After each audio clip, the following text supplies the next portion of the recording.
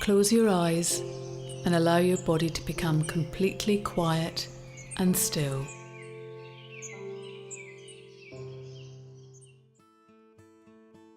The silent sitting really helped because, like, when you sit down and you say, I'm calm and relaxed, like your brain actually believes it.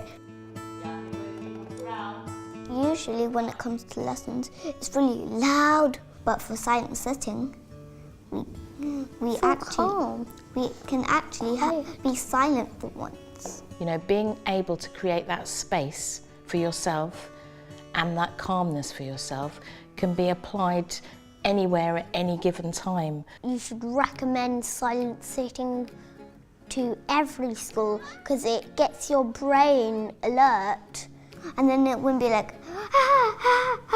it'll be like, school is good.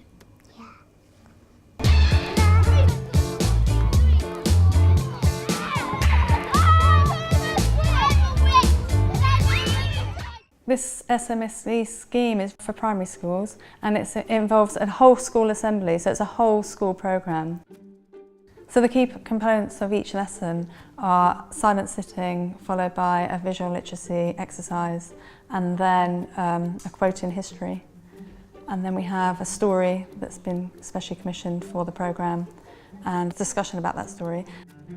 Ina looked at the rope ladder where her brother and others had ascended up. The noise was deafening. Everyone ran back to the belly of their cave. Robin and the others did not return. The next day, Ina climbed up the ladder at dawn to look for her brother. All she found was a sack. His clothes had gone. She dedicated a cactus to him and put it out in the sun. And then there's a very interesting part of the session is a debate that relates to the value.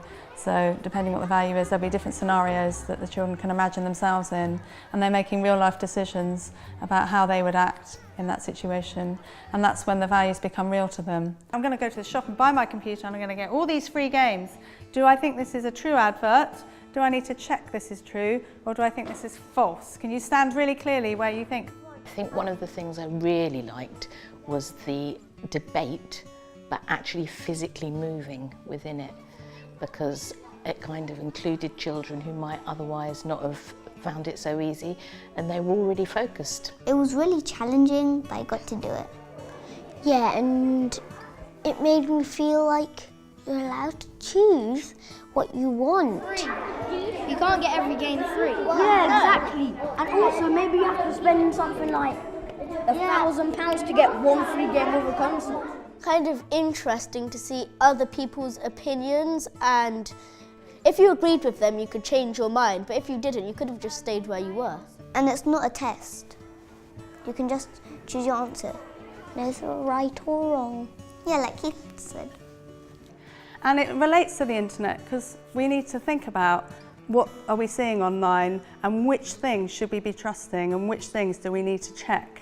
All the scenarios that we've done so far in the pilot have been really relevant to them, and they can identify with them, and they could possibly be in that situation. I think there's a huge crisis in education about the pressure on children and the stress levels from pressures from home, pressures from exams, and a scheme like this really addresses some of those issues early on, so you're intervening early in a children's mental health journey rather than waiting for them to have problems later on.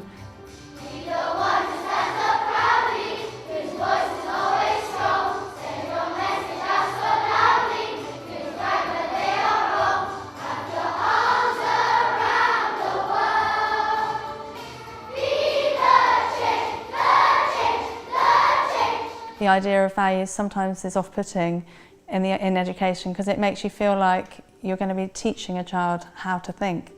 But this is definitely not that, it's the opposite. It's giving them the space to think their own thoughts and a bit of guidance and support in that. What we want to do is develop them as individuals thinking about, not just themselves, but thinking of other people in school and also thinking about others outside in the wider world, and that certainly seems to be something that this values curriculum addresses.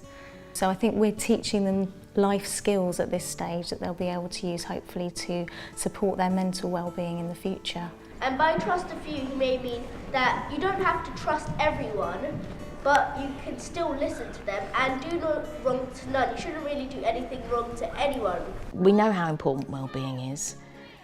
We know how important it is to understand people who don't necessarily have exactly the same experiences as you. We know that we want to promote a bit more than tolerance actually, but real understanding of different people, ultimately to make the world a better place. So I can't think of why any school wouldn't want to do it, really.